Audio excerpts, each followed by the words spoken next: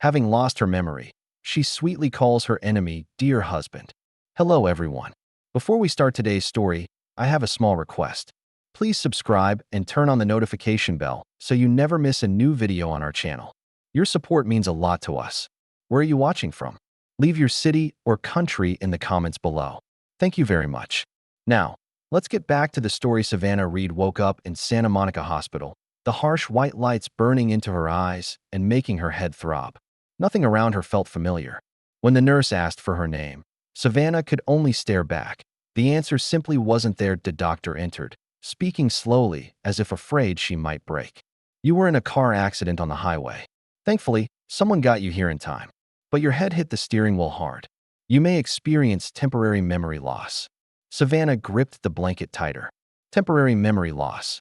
She didn't remember who she was, where she lived, or anyone she might know. Her mind was nothing but empty space. When the doctor left, she reached for the cracked phone on the bedside table. The screen flickered, but still turned on. Most contacts looked meaningless to her, except one pinned at the top. Husband, Honey Bear. She stared at the name for a long time. If she truly had a husband, then he must be the one person she could rely on. Without hesitation, she pressed call. The dial tone rang once, twice, then a low, rough male voice answered, clearly irritated. Who is this? Savannah swallowed, her voice trembling. Honey, she whispered. Can you come get me? Silence spread across the line. Hunter Cross, 30-year-old CEO of Cross Global Holdings, stood frozen in his glass office overlooking downtown Los Angeles. The name on the screen made him frown. Savannah Reed. Savannah Reed. The woman who argued with him in every meeting, who challenged him at charity events, who once told him his face looked like it was sculpted specifically to annoy her. And now she was speaking to him softly, calling him her husband? Hunter's jaw clenched. Savannah, what the hell are you talking about? I was in an accident, she whispered. I don't remember anything. You're the only number I have. You're my husband, right? Hunter went utterly still. Husband? He and Savannah could barely stay in the same room for 5 minutes without a verbal battle. Why was he saved as husband, Honey Bear in her phone? Why did she sound so trusting? His grip tightened around the phone. He didn't understand any of this, but there was real fear in her voice. What hospital are you in? He asked, voice dropping low. Santa Monica. Stay there. Savannah exhaled shakily. Okay, honey. Hunter froze at the word. Then he hung up, left his office in long strides, and headed straight for her, questions burning in his mind with every step. Hunter arrived at the hospital faster than he expected, and the moment he stepped into Savannah's room, she looked at him as if he were the only familiar thing in the world. The softness in her eyes made him stop just inside the doorway. She didn't remember him, not the arguments, not the bickering, not the rivalry. All she saw was someone she believed she could rely on. You came, she whispered. Hunter cleared his throat. You called. Someone had to make sure you weren't dying. From that day forward, he appeared every morning. Sometimes he came in a tailored suit straight from a meeting, sometimes with his sleeves rolled up as if he'd left the office in a hurry. He listened to the doctor's updates, signed forms the nurses handed him, and stood beside her bed with an expression caught somewhere between annoyance and obligation.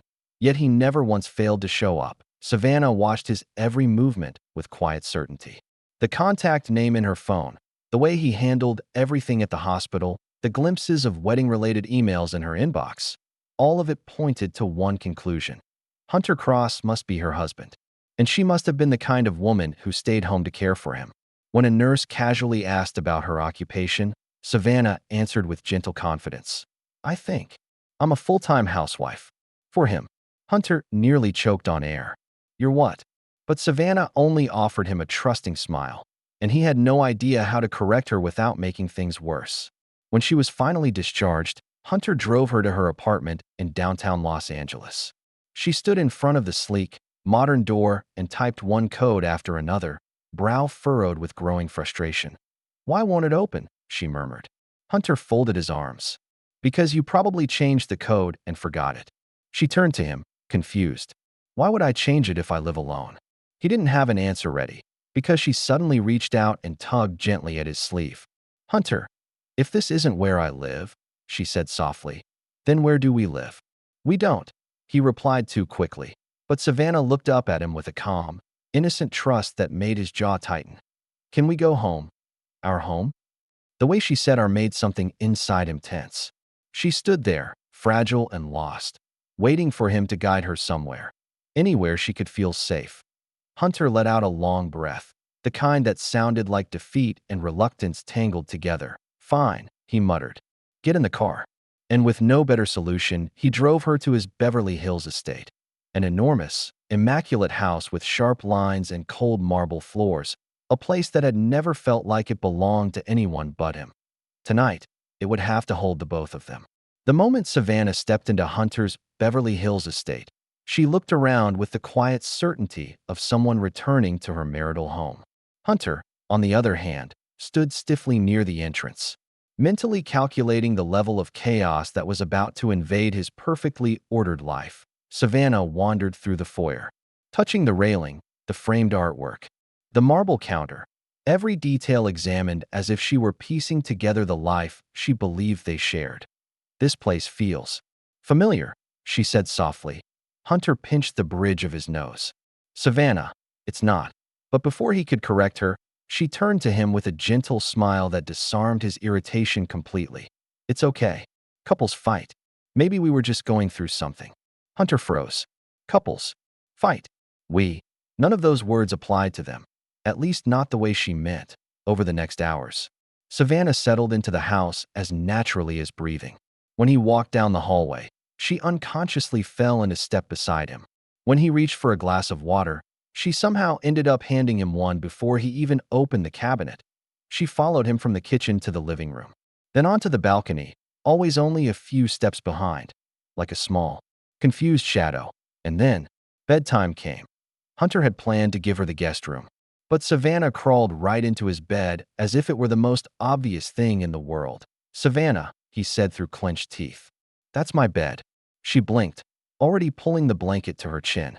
Ours, you mean? He stood there for a full 10 seconds, trying to summon logic strong enough to win this battle. It didn't come. Eventually, he lay down stiffly on the very edge of the mattress. He barely had time to exhale before she scooted closer, wrapping an arm around his waist and pressing her forehead to his shoulder. Hunter went rigid. Savannah, stop touching me, she murmured sleepily. But you sleep better when I'm close. Right, honey? Honey landed like a punch straight to his composure. The following days grew worse, or better, depending on which part of Hunter's brain was counting. Savannah clung to him everywhere, in the hallways. She looped her arm through his in the bathroom doorway. She handed him towels like a devoted spouse on the couch. She curled against his side to watch TV without asking permission. Honey, she called from the kitchen. Baby, she said when she wanted something. My husband, she whispered. When she brushed past him, every word chipped away at his patience, and something softer beneath it. Hunter told himself this was temporary, a mess to manage. But every time Savannah leaned against him, trusting and warm, his resolve weakened, not that he would ever admit it. 3 days after Savannah moved into Hunter's estate, her cracked phone buzzed with an incoming call. The name on the screen flashed. Lena Monroe. Savannah hesitated but answered. Savvy. Finally, Lena's voice exploded with energy. Heard about the accident. Get dressed. I'm taking you out. Shopping, coffee, girl therapy. 20 minutes. I'm downstairs. Savannah blinked. You're my friend. Your best friend? Lena replied immediately. Now move. Savannah didn't want to disturb Hunter while he was on a call, so she slipped out quietly. The shopping district in West Hollywood was loud, bright, and overwhelming. Lena dragged her into store after store until the couches were filled with shopping bags. At first, Lena chatted nonstop, but the moment Savannah mentioned Hunter, Lena froze. Savannah didn't notice. She kept talking gently, almost shyly. He's been very good to me. He stays with me, signs things at the hospital, lets me sleep next to him. I think we're trying to fix our marriage. Lena's jaw dropped. Fix your? I'm sorry, what? Savannah tilted her head. Hunter, my husband. We're living together again. It's been nice, actually. Lena stared as if Savannah had just claimed she lived on Mars. Savvy. Sweetheart. No, absolutely not. Something is very, very wrong here. Savannah frowned. What do you mean? Lena pulled her out of the boutique and into a quiet corner. Okay, listen carefully. You and Hunter Cross were never married.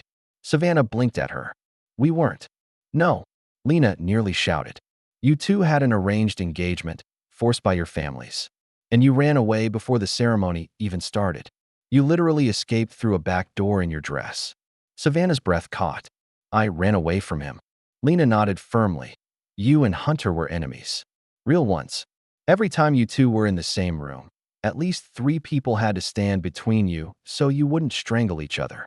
Savannah stared in disbelief, and Lena added, lowering her voice, you pretended to date Ethan Vale, just to piss Hunter off. I did. What? You hated the engagement. You hated being told to marry him. And you used Ethan to get under Hunter's skin. Oh, and it worked. He was furious. Savannah felt her pulse pounding in her ears. The idea that she had been living in Hunter's house, clinging to him, sleeping beside him, calling him honey, suddenly made her dizzy. Why would I hate him so much? She whispered. I don't know, Lena said honestly. But whatever you think your life with him is right now, it's not the past. Savannah returned to the Beverly Hills estate with shaky steps. The house felt bigger, colder, heavier. When she opened the front door, Hunter was already there. Standing in the dim hallway, his eyes found hers immediately, sharp, steady. His voice was low, controlled, but impossible to misread. What did Lena tell you? No shouting. No anger. But the danger in his calm made Savannah's breath stop. The days after Savannah's conversation with Hunter were strangely quiet. She kept watching him, his guarded eyes, the way he moved around her house carefully, as if afraid she would vanish again. Wanting to ease the tension that still lingered between them, Savannah timidly suggested they go out for a romantic dinner. Hunter hesitated, but when she looked at him with hopeful eyes, he agreed. They arrived at a softly lit restaurant, but before they even reached their table, they unexpectedly ran into Ethan Vale and his sister, Chloe. Ethan spotted them instantly. His smile sharpened as he stepped closer, clearly delighted by the chance to cause trouble. A mocking voice pierced the air. Well, if it isn't the happy couple. Savannah stiffened. Hunter's jaw clenched instantly. Ethan Vale stood at their table, Chloe beside him looking uncomfortable. Ethan leaned forward with a smile too smooth to be friendly. Savannah, darling. Remember our hot springs weekend?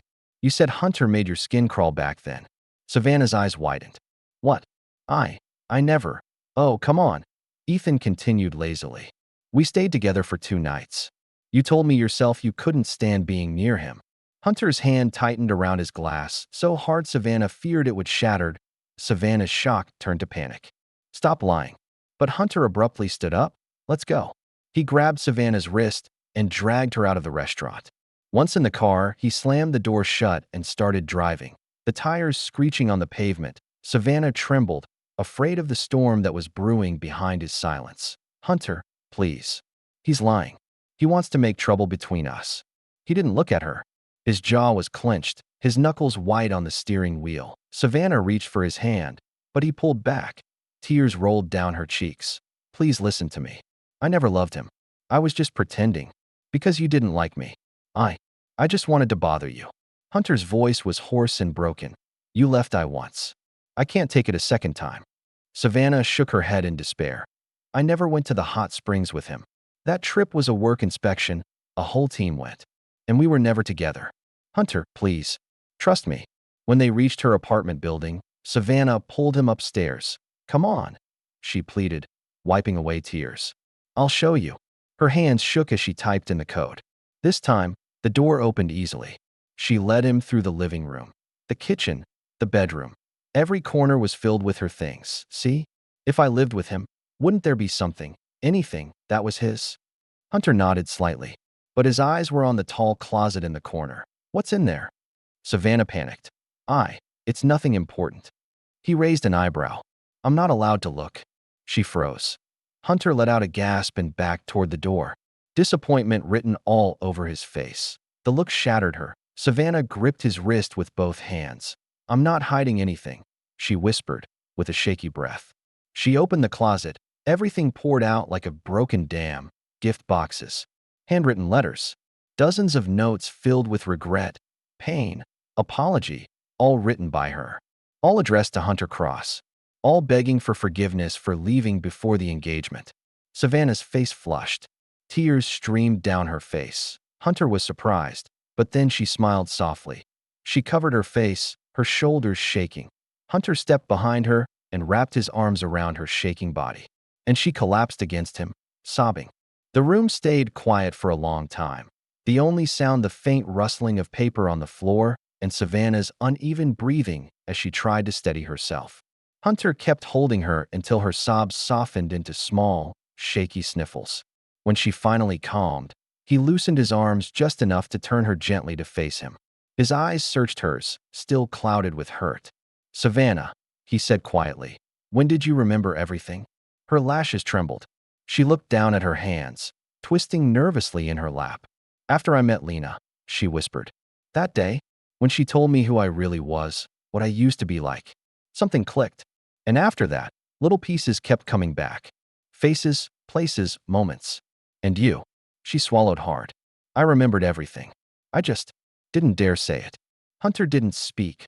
Waiting, Savannah drew a shaky breath. "I loved you," she confessed softly. "Really loved you. Before the accident, before everything fell apart. I loved you so much it scared me." Her voice cracked. "But then I heard people whisper that you like Trinity Chase. She's beautiful, powerful, perfect. Someone who fits into your world. And I thought," she shut her eyes tightly, "I thought I was just a replacement. Someone ordinary standing in for the woman you actually wanted." Her shoulders curled as if she were shrinking under the weight of her own memories. "I couldn't take it. I didn't want to be the pathetic girl chasing after someone who never wanted her. So I ran before the engagement." Her words grew smaller. "And when I saw how angry you were, I got scared. I let my pride take over. I used Ethan Vale to get back at you, to make you hurt the way I was hurting." Every word trembled with guilt that Hunter's jaw tightened. But not with anger, with something deeper, older. "Savannah," he said quietly, "I never liked Trinity Chase." His voice was steady, almost painfully honest. "She was never anything more than someone my parents approved of. She wasn't you." He stepped closer, forcing her to meet his eyes. "The only person I have ever wanted was you." Her breath hitched. She looked stunned, almost disbelieving. Hunter exhaled slowly, as though admitting the truth was both a relief and a wound. "When you ran away, I thought you hated me. I thought I pushed you too hard.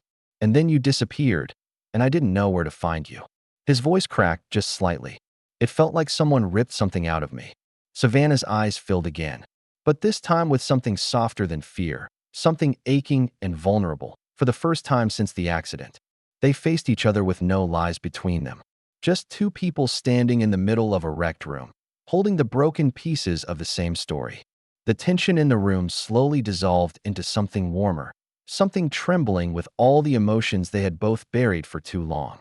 Hunter stepped closer, his hand rising to cup Savannah's cheek, and when she didn't pull away, he pulled her fully into his arms. She melted against him, letting the last traces of fear slip away. In the quiet bedroom, surrounded by scattered letters and half-open boxes, Hunter tilted her chin up. His breath brushed her lips before he kissed her, deep, fierce, and impossibly gentle at the same time, as if he were trying to reclaim every moment they lost. Savannah clung to him, her fingers curling into the fabric of his shirt, her heartbeat stumbling wildly as she returned the kiss with the same desperate softness. When he finally pulled back, his forehead rested against hers. His voice came low, steady, and unmistakably serious as he murmured, "I never wanted anyone else. I wanted you." He brushed his thumb across her lower lip, eyes dark with emotion. "You leave me again," he added, every word deliberate, "and I'll lock you in my house forever." Savannah's cheeks flushed a deep red, her breath catching at the possessive warning. Instead of being frightened, she felt a strange warmth bloom in her chest. She slid her arms around his neck, pulling him closer, her voice soft and teasing. "Yes, husband." Hunter froze for half a second. The word hit him harder than any confession. His arms tightened around her, his control slipping for just a moment as he kissed her again, slower this time, almost reverent. Savannah buried her face against his shoulder, her smile small and shy, but full of relief. The storm between them had finally quieted. No more lies. No more misunderstandings. Just the truth, raw, imperfect, and overwhelmingly real. Hunter lifted her slightly, holding her as if she might disappear if he loosened his grip. Savannah rested her head against his chest, listening to the steady rhythm of his heartbeat. It felt like coming home after being lost for far too long. He stroked her hair, letting out a breath he had been holding for years. Savannah looked up at him again, and Hunter kissed her forehead gently, sealing everything between them without another word. In that moment, in the dim light of the bedroom, there was no past to fear and no future to dread. There was only them, two people who had finally found their way back to each other. The distance, the anger, the hurt, all of it fell away, leaving only the truth that had always been there. They belonged to each other completely.